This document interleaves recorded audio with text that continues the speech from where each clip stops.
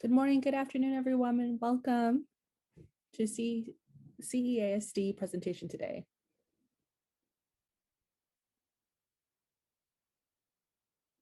The rules of the game are not changing. Please have the cameras off. If you would like to ask a question later, we can have the cameras back on, of course. But today, please, we have the pleasure of introducing our presentation today, Dr. Gloshonda Lawyer.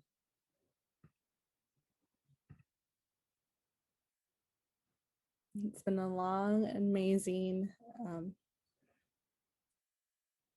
resume. And we haven't actually shared it all with you, but I just would like to mention that she has a long-standing, beautiful resume. Gloshonda has been in deaf education for many years. She's been working with early child education, K through 12, and post-secondary education level. She has a BA degree in deaf studies and linguistics, and an MED as well, and special education with emphasis on deaf teaching and deaf education and early childhood education, both from universities, from Minnesota. She also earned her PhD in education from the University of Tennessee. Her area of expertise, and this is it, working with the community as grassroots organizations, getting people together to mobilize together, fighting for disability justice, language justice, as well as the emphasis on providing the best access to deaf education and deaf education situations. She has a deep research within multilingual and multimodal languages in development, and analysis of the systems and the power that are in play. Understanding colonization and how it impacts the teaching system. And a lot of experience with deaf education system as well. And we're excited to hear from her today. Please think thoroughly about your questions and how we can go ahead and dismantle the barriers that we face within the education system, especially for all children, staff, and especially for undeserved and mostly multi-marginalized representation of individuals. Secondly, I want to make our classroom more inclusive. And what does it take to have equity, and what does that look like within our deaf schools? So with that, we'll go ahead and turn it over to Dr. Gloshonda Lawyer. Welcome.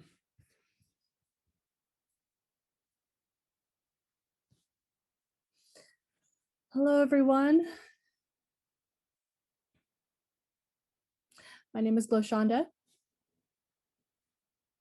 Thank you so much for hosting this event today. I'm really thrilled to go ahead and share everything with you all today.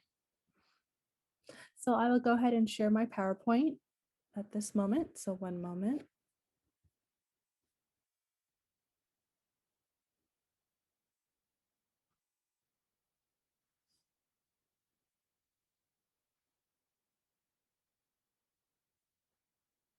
And please be patient with me just for a short moment. You know, technology, you have to go ahead and get used to that transition.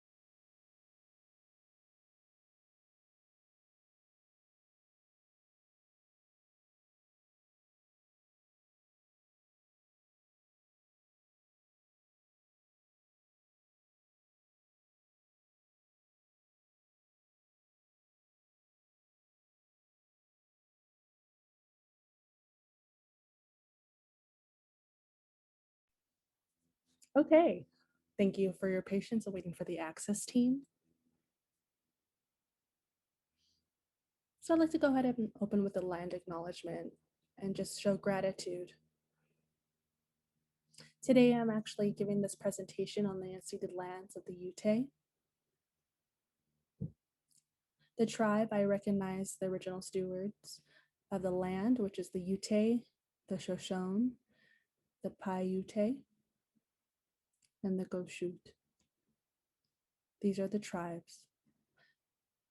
They have since been taking care of these lands. They are the stewards. They have cared for this land, and they live in the right relationship with this land prior to the years of colonization and many mass genocide.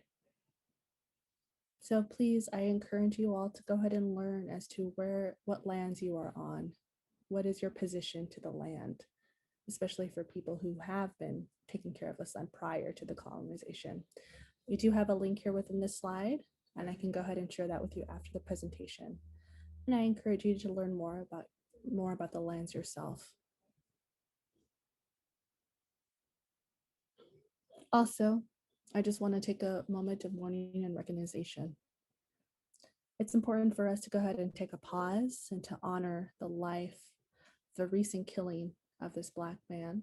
His name is Duante Wright. And just mourn his unjust murder by the Brooklyn Center police officer in Minnesota. And that killing was not justice. I also want to pause for a moment the recent treatment of Andrea, short for Dre, Hollingsworth, and being handcuffed and denied communication access from the police. While being handcuffed, the officers forced her twins to interpret the interaction. They denied her access to an interpreter there as well. Duante's death and Dre's experience with the police, those two show a lineage of many people the lives have taken, and Dre's experience of traumatization, damaged by the systems, those systems that have fully yet to accept us as a full human being. And if that system has not to accept us, they also do not accept Black, Indigenous, peoples of color, immigrants, disabled, deaf people, LGBTQIA plus individuals, and many more marginalized communities. Really, I just want to give a pause right now.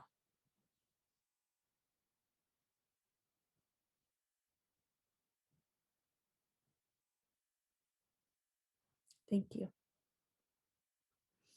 So today I will go ahead and explain as to who I am briefly. First, the image description. I'm a Black woman, femme. I have a black hair, curls up in a bun, and I have a blue sweater on, a blue shirt. Maybe it looks black at this moment on your screen. And I'm standing in front of a virtual background, and the virtual background is Black. I am a teacher. I am an activist. I am a community member. I am a mother. I am a sibling. I am a daughter. And I am Black, Indigenous. And I am Latinx. I am hard of hearing, interpreter. I'm a researcher. Various identities that I hold that I am bringing within you in this space for this presentation today. So that's just my work in general of what I bring. On the left picture, you may see there is a Black woman with a baby with a generation on her back, gold hoop earrings. And the quote says, "The flowers are lovely, but I'd prefer a revolution." I just really liked that, really resonates with who I am, and that really how we confront this system and how the system constantly oppresses me and our people. And that's how I label myself. I identify as an abolitionist. That is my sign for abolition. And what that means that the systems that are in place are not uplifting people. It does not benefit us, our communities. The system has to be dismantled.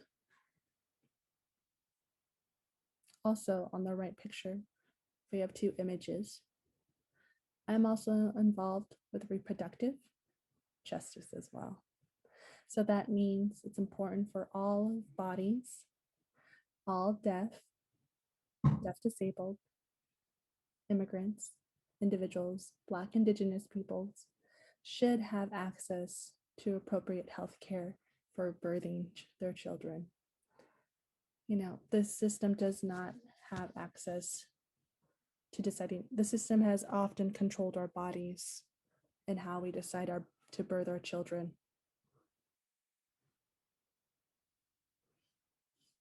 So the point of my presentation today, my work is not a limitation to race. I want to emphasize that. Everything that you see here on the slide, I approach gender, class, language, skin color, disability, religion, immigration, Alana, which is various identities that I hold within my work, and sexual orientation.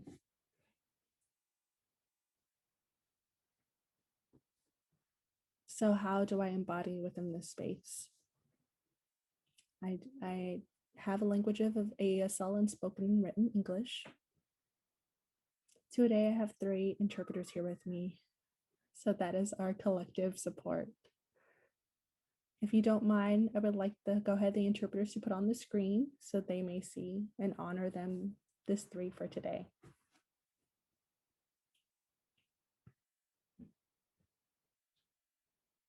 Thank you so much, Trisha. Thank you, William. And thank you so much, Travis. All 3 of us are working together. We do work often together a lot. And many interpreters, I would like to honor and allow our differences and our diversity as a community to show up as their full selves. And they can go ahead and also embody that language. All right, go ahead. You can turn off your videos now. In this space, I would like to use I statements. This means we cannot discuss another individual's experience. Please avoid that. Please speak from your own experience and your own opinions. And I also would like to state what is shared here.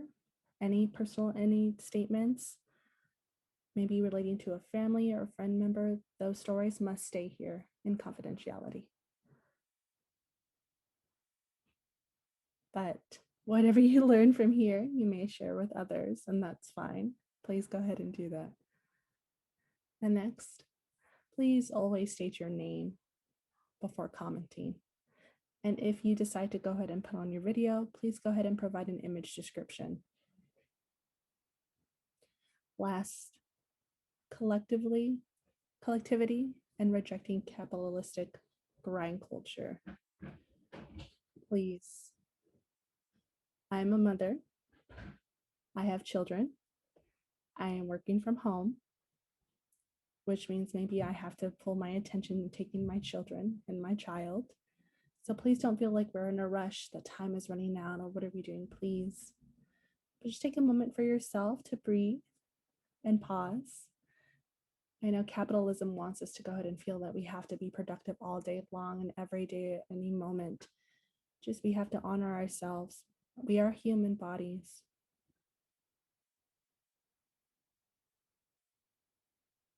So now I will go ahead and and I will go ahead and voice for the rest of my presentation. And thank you so much for the interpreters. They'll go ahead and sign for me.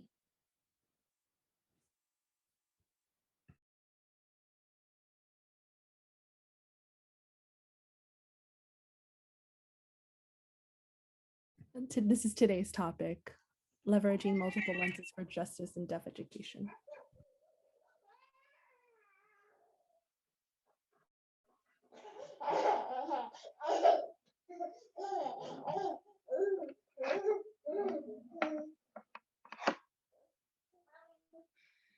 Our topic for today is leveraging multiple lenses for justice in deaf education. So before we start, I want to have a temperature check. Who's in the room? So this is a Mentimeter poll. You can use your phone. You can use an iPad and just take a picture of this barcode. When you do, it will take you to a site where you can fill out information. Here, we want to know um, who you are. How do you identify yourself based on your language background? You can also pick based on your race, based on your professional context. Are you in higher ed, K 12, early intervention, and how many years of experience do you have in the field? So it will take just a moment here to get responses in of who's in the room.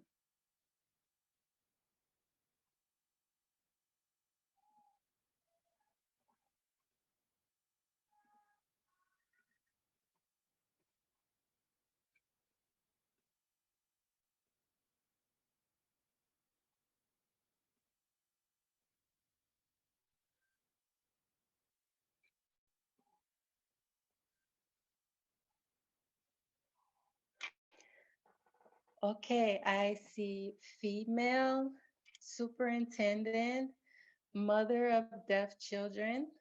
Superintendent just got bigger. That means we have more individuals who identify with superintendent.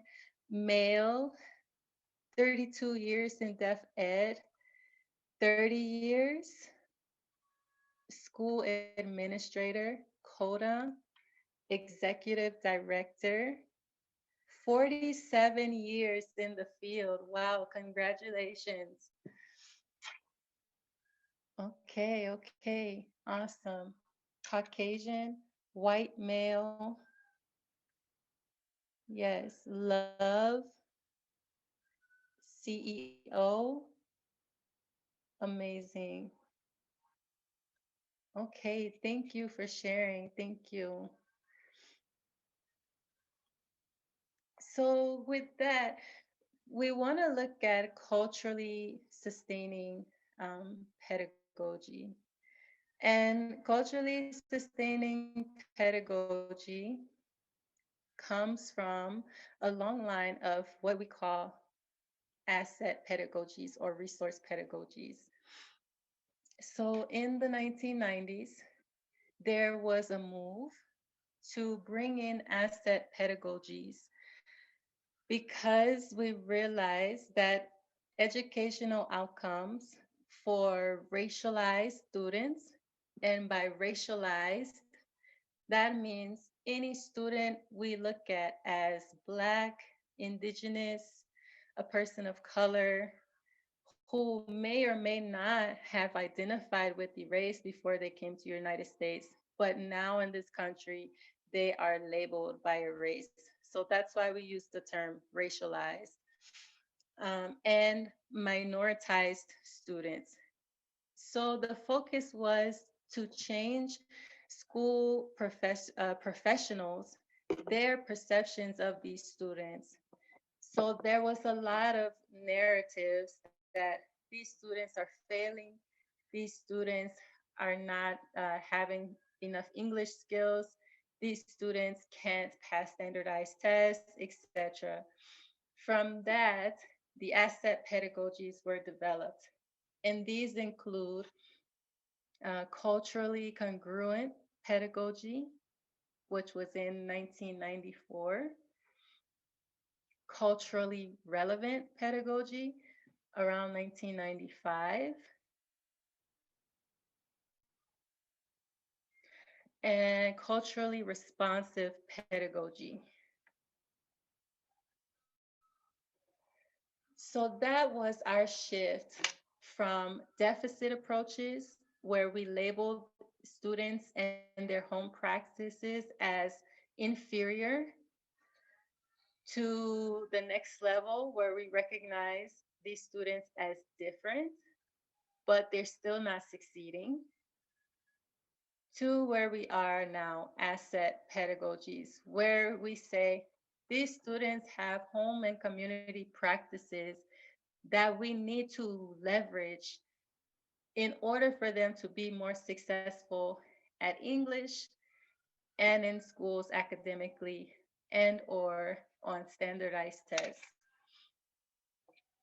So this is a good thing, but those approaches are still flawed because we only focus on student culture and student language for the sake of accessing dominant culture and language, which is English, reading, writing, speaking.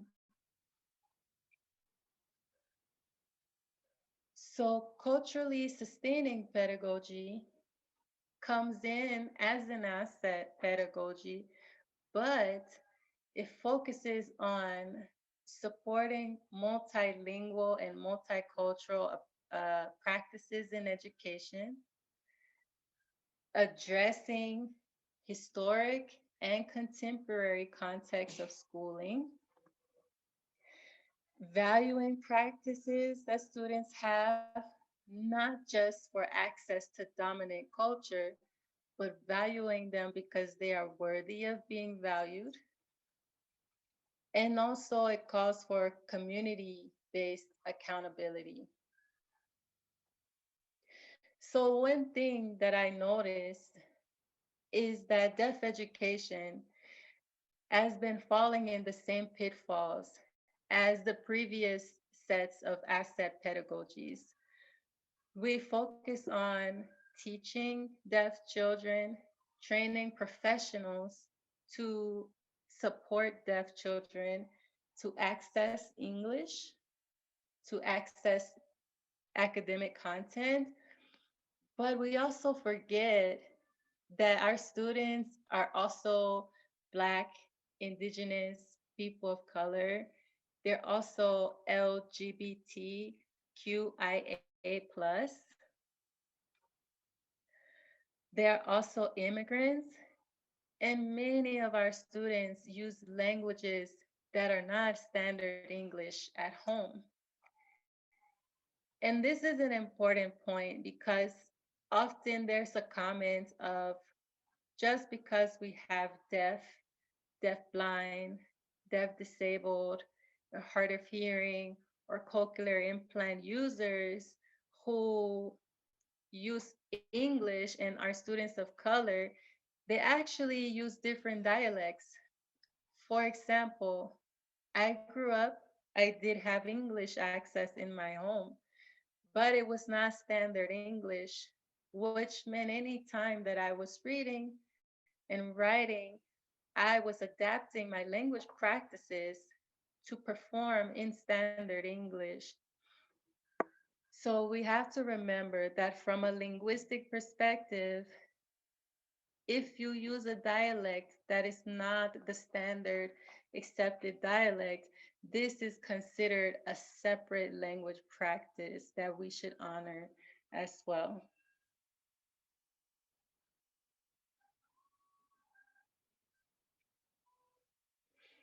So, what are the benefits of using and approaching our instruction from asset pedagogy, like culturally sustaining pedagogy?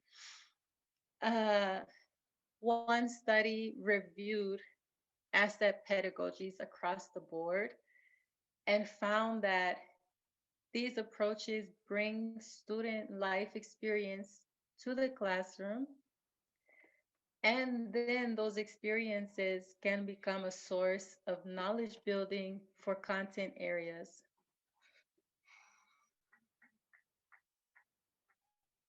It also showed that there was improved performance in content areas, and they measured that with standardized tests.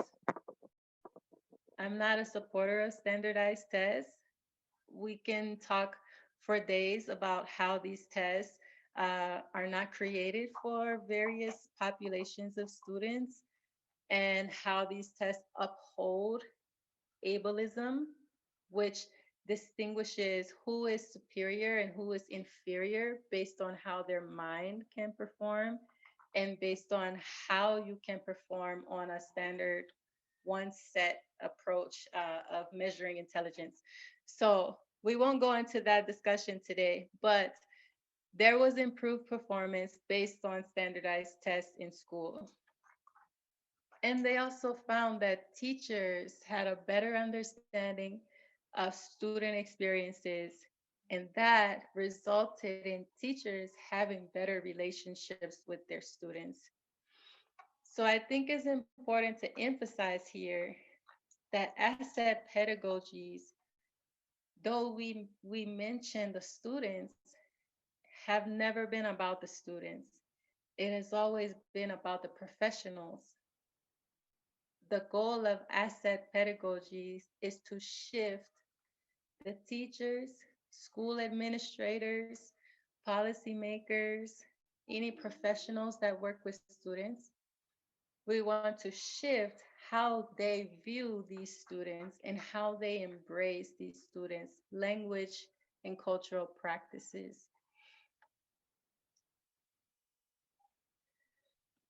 So now I want to take a pause and check if there are any questions right now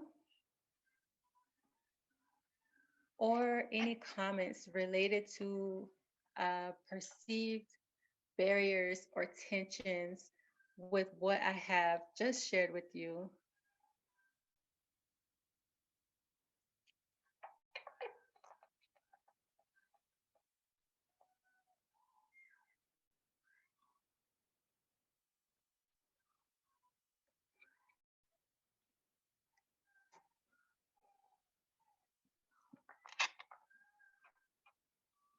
So you can type your responses in the chat, but if you want them to be more confidential, um, you can definitely type in the Mentimeter using the QR code. And if there are no areas of tension or questions, we can keep moving forward. So I will pause for 1 minute.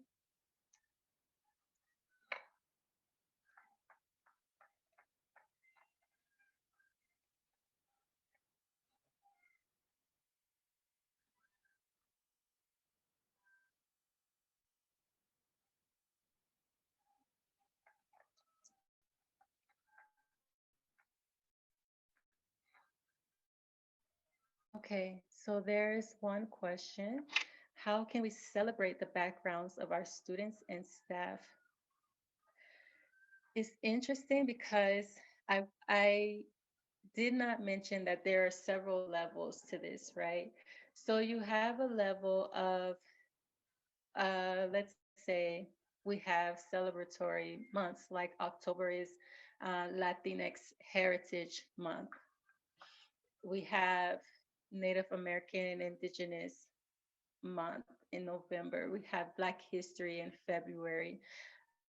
But I would say we want to move beyond that and think of ways to engage in these cultures and backgrounds in everything that we do. So, do you have lessons that require books that are written by authors from different backgrounds?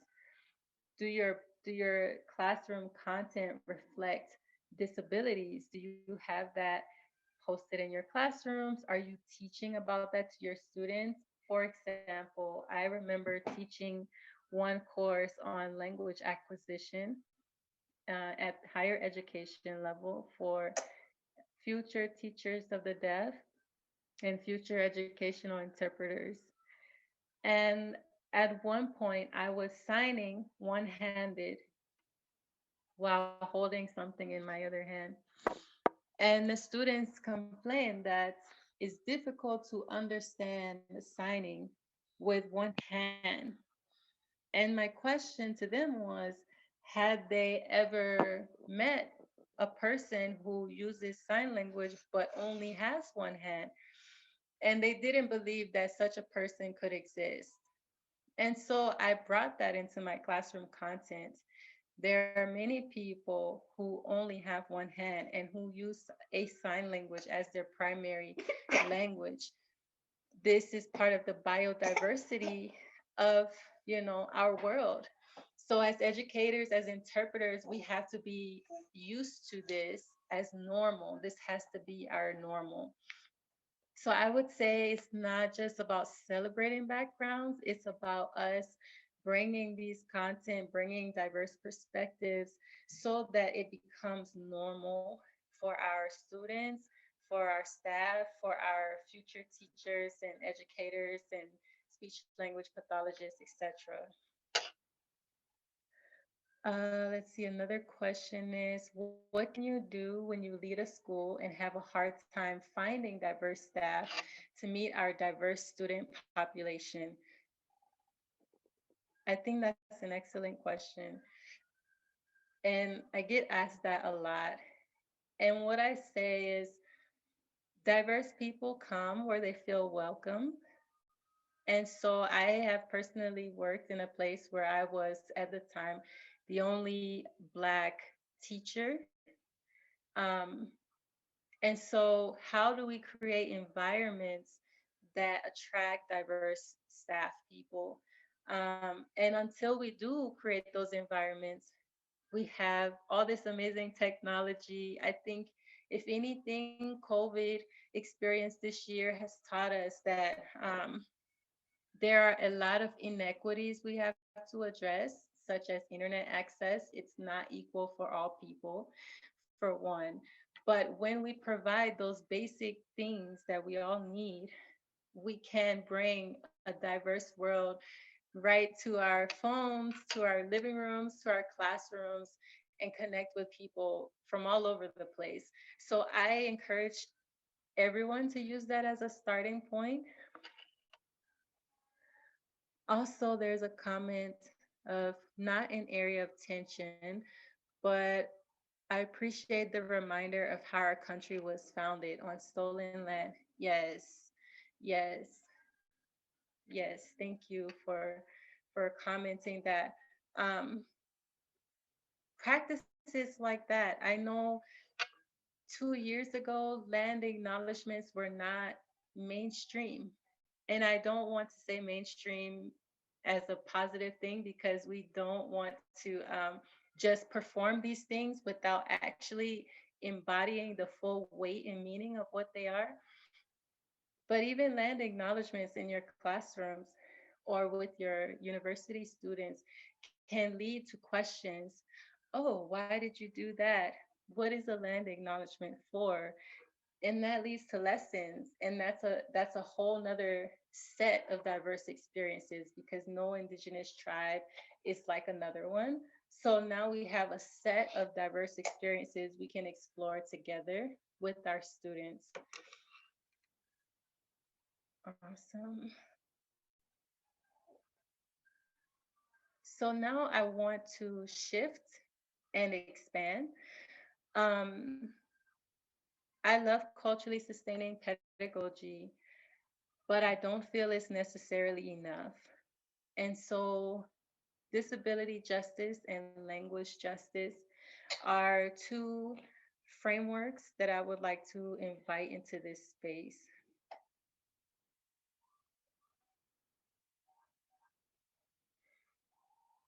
Disability justice is a framework that was developed back in the early 2000s by disabled queers and activists of color. So I encourage you to look at this link, Sins Invalid. Amazing resource, transformative, powerful, what they have been doing and what they continue to do. Some of these individuals who created the framework have since became ancestors. They have passed on. or died. And so we want to honor them for what they have given us to move forward in healing and acceptance of disability in all of its beauty and its challenges, and encouraging us to continue to address systems um, that seek to problematize disability. So, this framework understands that all bodies are unique and essential. All bodies have strengths and needs that must be met. We are powerful not despite our complexities, but because of them. And all bodies are confined by ability, race, gender, sexuality, class, nation state, religion, and more. And we cannot separate these things.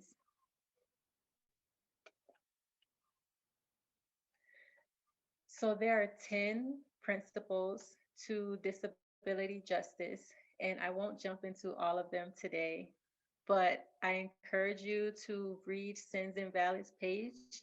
I also recently wrote a chapter on how I applied disability justice to my higher education classroom and what that experience was like being in a space with mostly abled people who were also from individualistic cultures and did not always recognize the benefit of um, applying disability justice in our classroom. But they are briefly here. So we have intersectionality, leadership of those most impacted, anti capitalism, cross movement organizing, wholeness, sustainability, cross disability solidarity, interdependence, interdependence, correction, collective access, and collective liberation.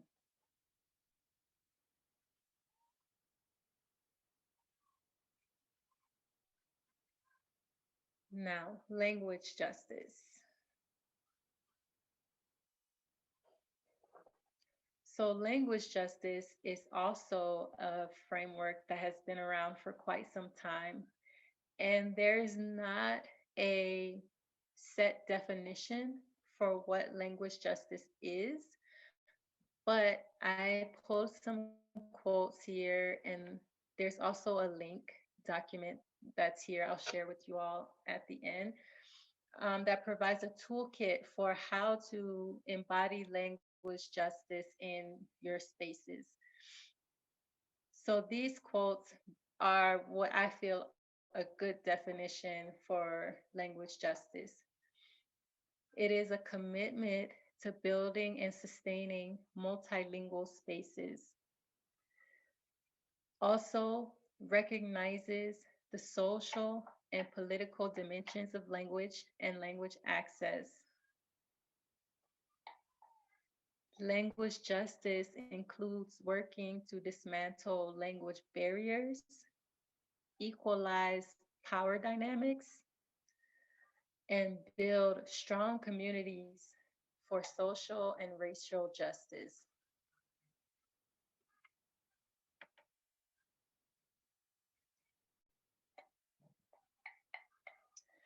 So, why are disability justice and language justice compatible with culturally sustaining pedagogy?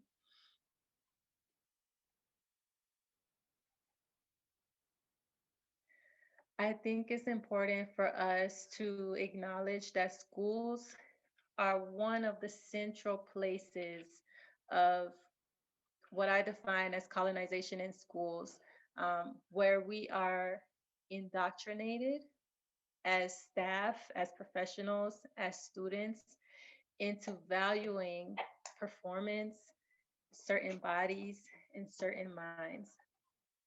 So, disability justice with language justice and culturally sustaining pedagogy allow us to address schools as sites of historic and contemporary trauma.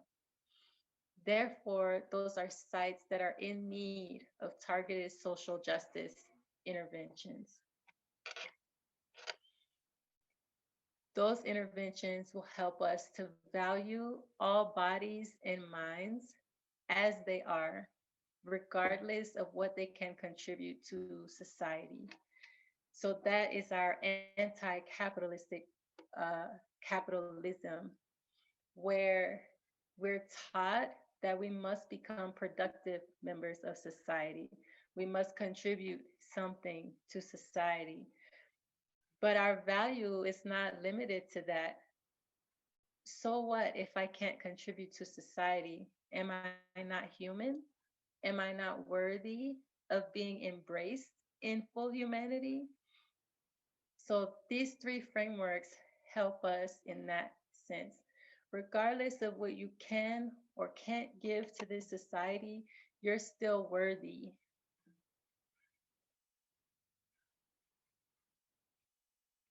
Also, it helps us to uplift what our students can do, but encourages interdependence for areas of needed support. Often in special education, we have a strong emphasis on independence. What can you do independently? How to make a child independent in this area, how to transition to independent living, etc. Most of our students are from collective cultures. So, from that perspective, when we go into schools, that is where we learn to be individualistic. That is where we learn competition, where we learn um, to be independent. But our communities encourage us to lean on one another, depend on one another. So, disability justice with culturally sustaining pedagogy honors that and encourages that. Recognize what your limits are, and those are fine because it's who you are. Now, how do you seek supports for those areas? Who can you trust to support you in those areas? Now, learn to do that.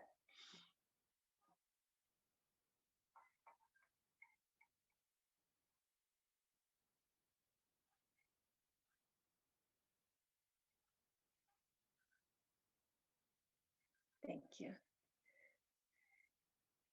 These three frameworks also help us to value all of the language practices by deaf, deafblind, deaf disabled, hard of hearing, and cochlear implant users.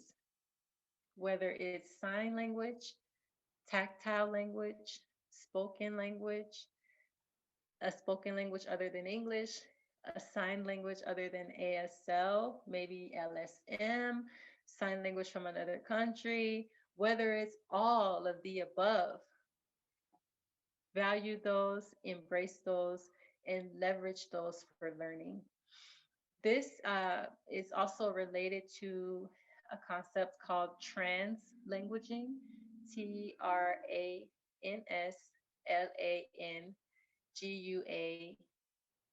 TransLanguaging, translanguaging. Hopefully the captioning caught that.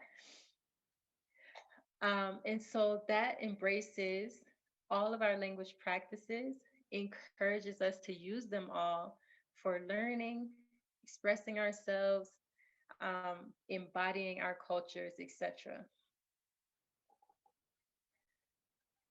Also, these frameworks help us to shift the focus and we start to challenge dominant societal narratives.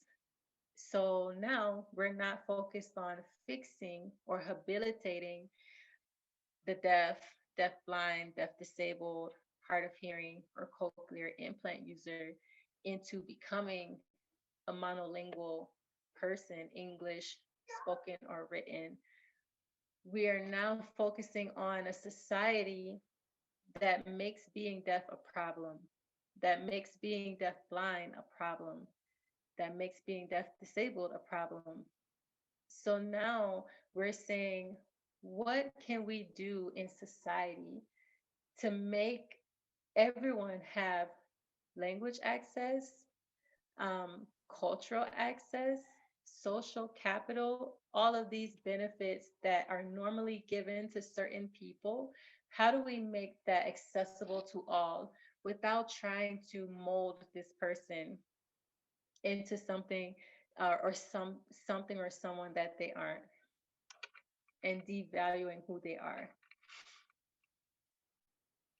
We also center the communities as sources of knowledge instead of uplifting professionals as experts in these experiences. There's nothing wrong with being a professional in the field. I'm also a professional in the field. But we want to look to those who have the lived experience and learn from them.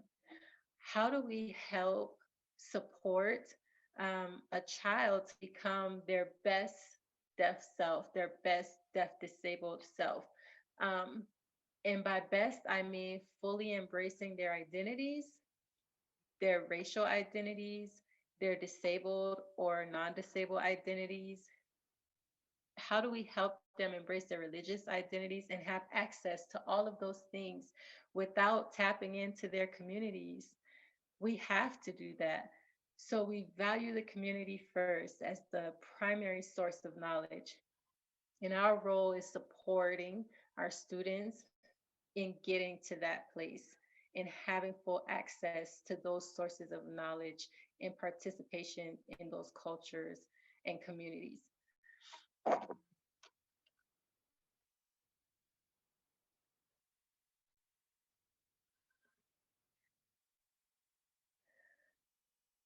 So I mentioned schools as a site for targeted interventions because of trauma. And I want to take a pause here to feel the room. What are your initial feelings or responses to that as individuals who have gone through schooling systems in the United States, as professionals, as parents? I'm curious what your responses are, and you can feel free to type in the chat.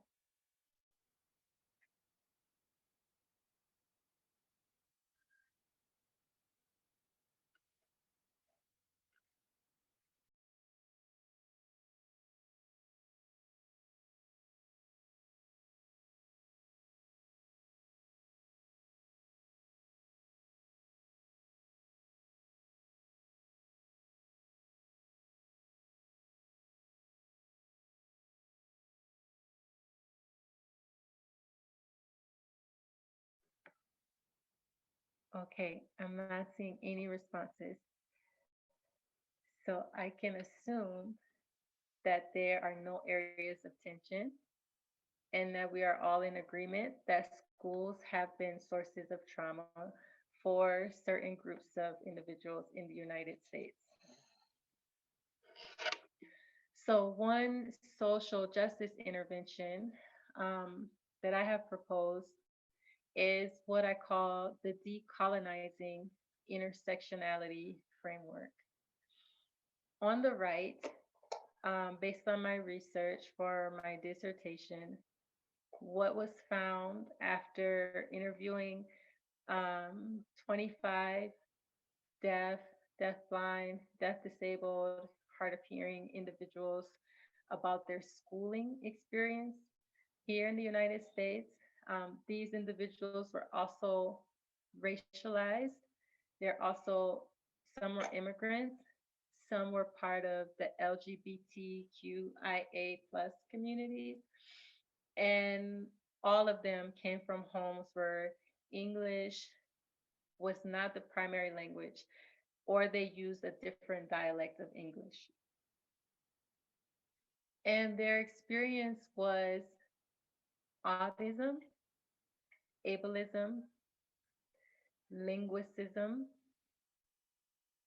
and I should be clear, ableism is the upholding of specific types of bodies and minds, what we consider not disabled, and also wanting individuals to be non-disabled.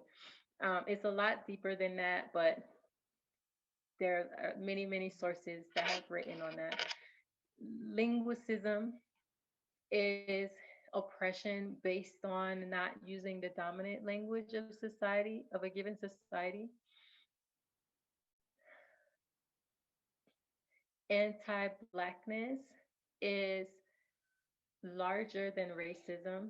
And so it's not just being discriminated against because of the color of your skin. It's a belief system that seeks to limit the movement of Black individuals or people of color, that seeks to box us in to certain fields, certain lines of thought. For example, why I made it clear in the beginning of my presentation that I am not a race scholar. Race is not what I do. Because often when you see a person of color or a Black person who mention issues of race, it is assumed that their work is about race. No, our work can encompass several fields. And so anti-Blackness is a belief system, it's an ideology that's not limited to race or skin color, and it actually is pervasive on a global level, which it was important to discuss this in that study because, as I said, some of the individuals were immigrants. Vidism is the uplifting of sightedness, being able to see. Distantism is the belief that we should navigate this world using our distance senses of sight and hearing. So when we have a deafblind student, for example, why are we resistant to allowing them to touch? And this is even seen in early childhood classrooms. I was a teacher, birth to three, and then I also taught preschool. And often you see professionals tell students, don't touch the book when we're reading, right? We pass it around. Everyone look with your eyes, not with your hands. And so we train these belief systems. And that is why I say schools are primary sites for indoctrinating us. Also, we found homophobia and xenophobia, among other types of oppression, were the experiences of these research contributors. So, for me to address that, I feel we have to look at colonization and address why we are taught to uplift certain identities, experiences, ways of being, and subordinate or try to erase certain other ways of being. And we have to address it at the educational policy level, the higher education level, including how we train teachers and interpreters, how we do research, and what research questions we're analyzing. Because we have to be real, not every research question is appropriate. Not every researcher is appropriate to do that research. And then we also have to analyze in K-12 schooling context. Well, I should say birth to 12 schooling context.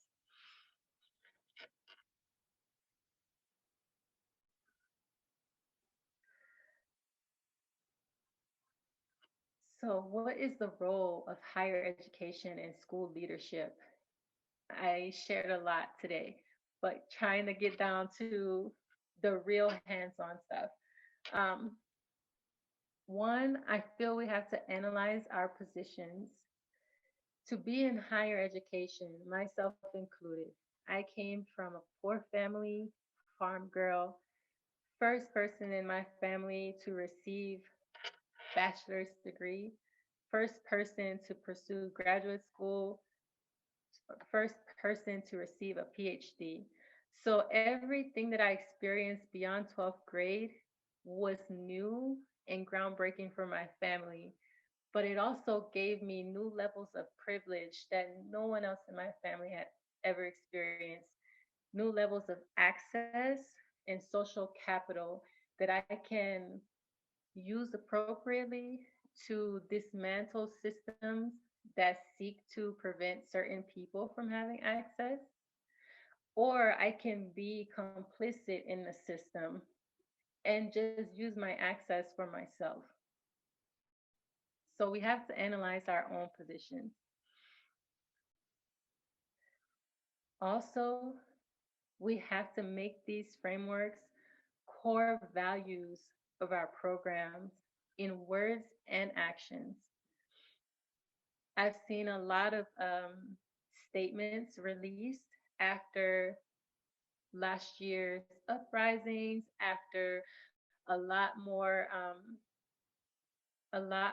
issues have been publicized in the media, and now school personnel and now school program administrators are ready to release statements, but they still have not embodied those statements, possibly with their own staff, with their own students. And so it's important that our actions are in alignment with our statements. By embodying these practices, what do I mean? For example, I have here a syllabus statement from when I was teaching at a higher ed institution. This was a core practice, and all of my students knew from day one. Because I believe in language justice, because I believe in disability justice, I expect that every assignment in my class will have those frameworks applied. So I had three components. Every assignment was in one or all three of these categories: professional dispositions and attitudes. What is your willingness to self reflect and unpack your thoughts and feelings related to issues of justice? This takes into consideration how how your position impacts student learning and the field of deaf education at large.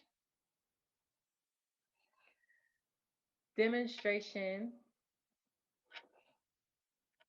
demonstration of content knowledge. That's your ability to explain in ASL or and written English, because we were a bilingual program. It's important that I can witness their ability to navigate both languages to express course content and learning. So, what can you show me that you've learned based on course lectures, readings, activities, and classroom discussions? And the last part was demonstration of competencies. And that's in class and assignments, basically hands on activities showing that you know the material. So all of my students knew from day one. If they weren't ready to embody these, then they weren't ready for my class, because these were required to pass the class. Um, so having these practices, as I said, not just built into words saying we are a bilingual program, but we only do all of our work in English, right? Or saying we are a program that values social justice, but we never force our students to unpack their own identities, their own experiences, and how that might impact their future students, then we're not putting it to action.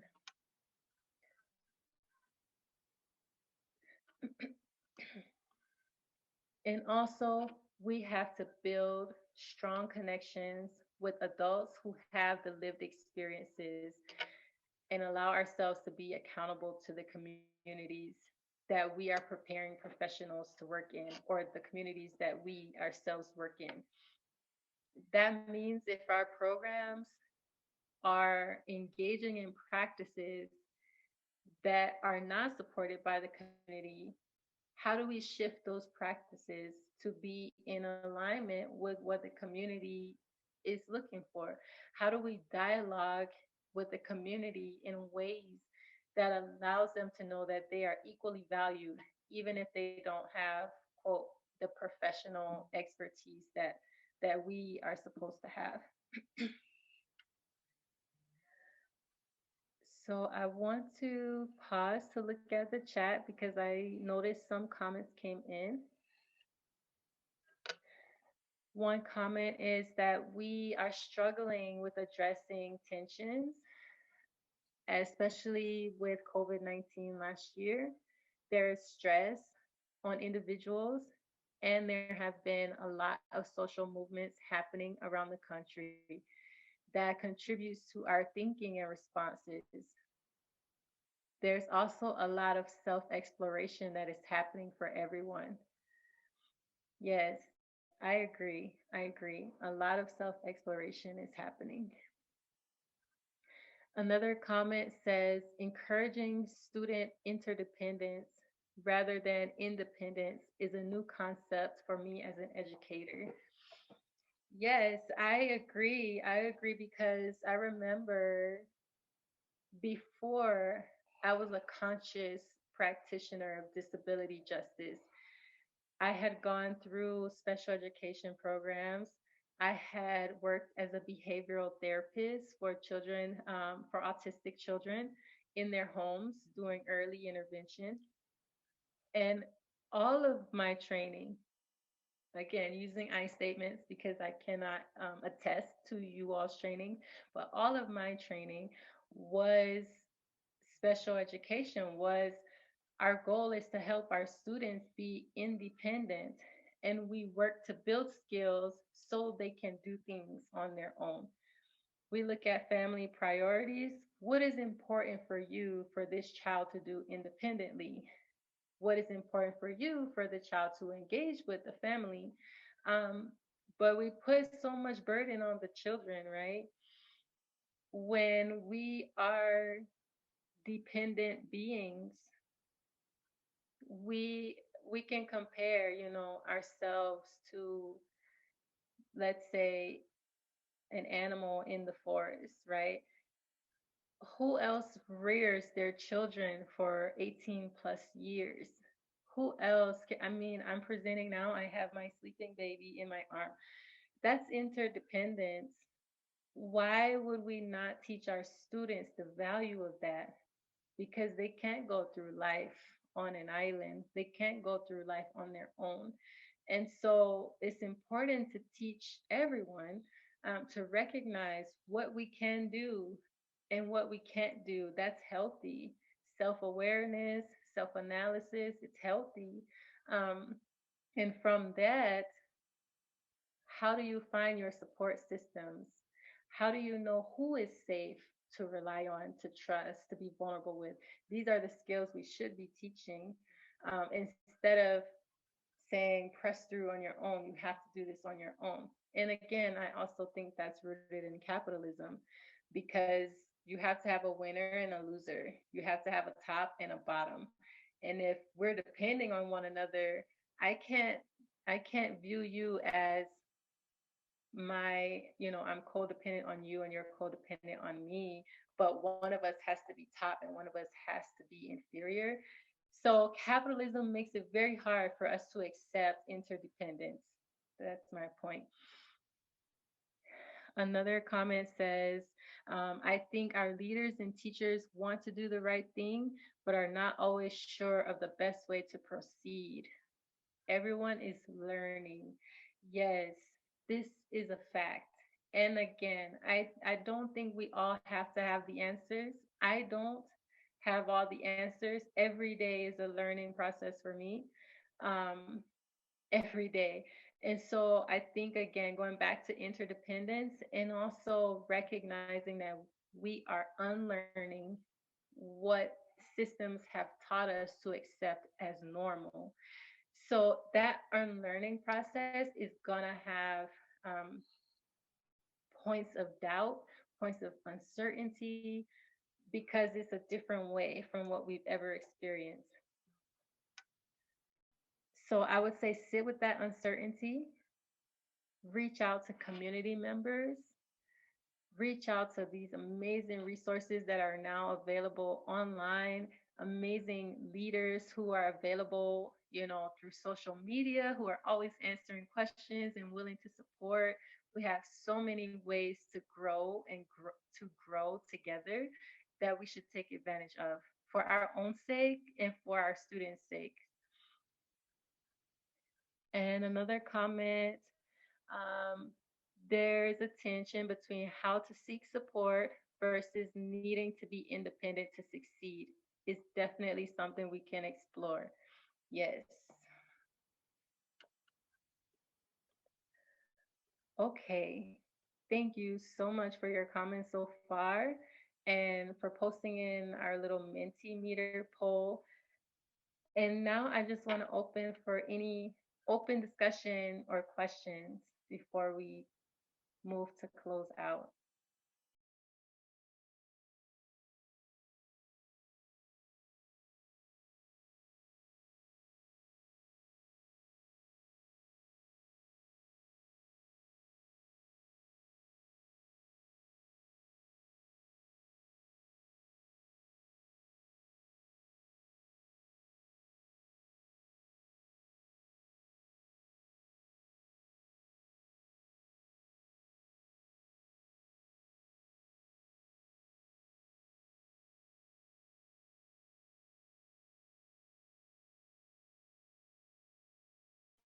Lashana, I thought you had a wonderful presentation. It led me to a lot of thinking about, for example, my students. And in this year, we've been doing a lot of different things. But for me, I'm on a task force for diversity. And right now in our discussion, we really want to focus on diversity in general in the school, especially here in New York. We've been seeing that there are more task forces on diversity popping up, and they're struggling to figure out how to step up or, what the appropriate thing to do for the school is. So, there's a lot of, for example, distractions that we'll call it distractions. So finally, we decided that we were going to bring in a lot of different people to start to build up that framework for the school. But there's a lot of emotional labor that's involved, a lot of thinking that's involved. And I think, it'll take time before people are able to really embrace that part of the school environment and the culture as well. And in addition, I want to mention that in the past, staff have brought in, we've met at where people have met students, and honestly, everyone's having a hard time now, and especially building knowledge and teaching our students that in the future that would be a best place for everyone. So that's what I wanted to comment on. Thank you so much for your comment. Yes. Definitely, definitely difficult process.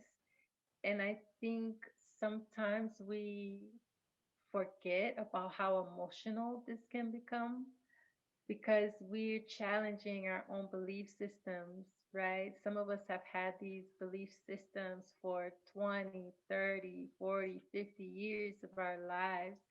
Um, and that's very personal. And so it's important for us to remember we have to put certain things on the table when we're starting this type of work. One, I tell people it will be messy. This will not be easy. You will cry over this. You will have a hard time letting go of some of your beliefs, But we have to remember we're building for future generations. Also, we are adults. We have already succeeded or overcome our individual barriers to get to where we are today. Our students have not yet, so they still have a future to obtain. How can we make that way, that path, easier for them, lighter for them? That means I can't think about what my feelings are because I'm an adult. It's not about me anymore. It's about them. Um, and I think that's the hard part, moving outside of our own selves. So when we get to the point that everyone, all of the stakeholders can feel that same way, that's when I start to see momentum um, grow and progress starts to happen. But it takes a lot to get there. I also, when working with teams, I share with them about implementation research and basically stating we can try something now, we can launch something today. We won't know if that's successful for about 3 years. And that's with consistency among the team. That's with making sure we have buy in. That's with having adequate support systems. And we're doing this work. And in 3 years or so, we can say, oh, yeah, this was successful because of this. But if we can't even invest that 3 years, we will never be able to know if our approaches work or not. So I try to share implementation research anytime we're doing this type of work, just to prepare those involved for the road ahead and the work ahead.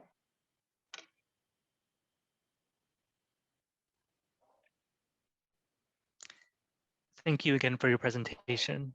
A lot to consider. Thank you.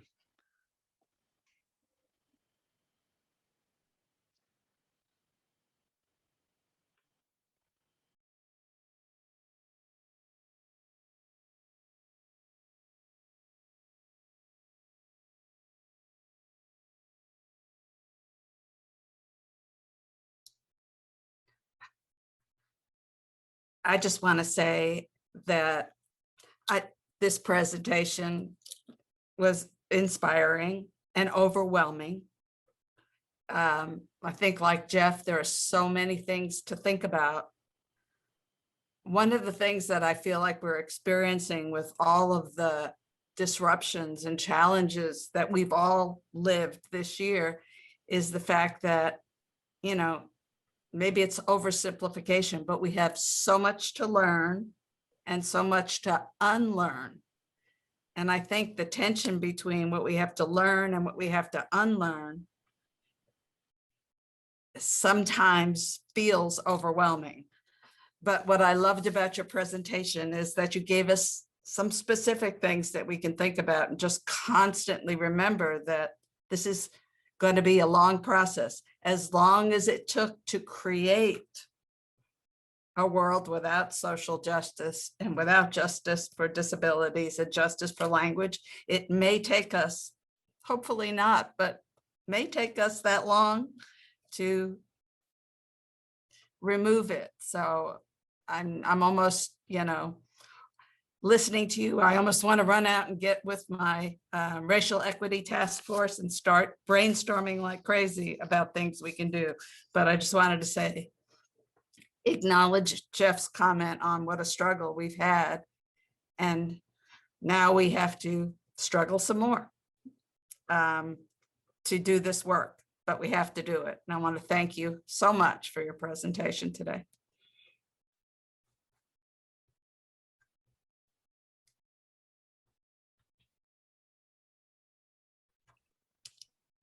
Are there any more questions from people? If not, we're getting close to the 2:00 closing time. I want to make sure I don't overlook anyone that has a question or a comment.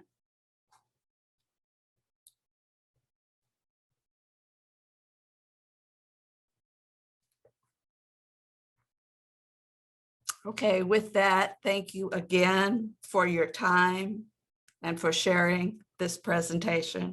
We really appreciate it. Thank you.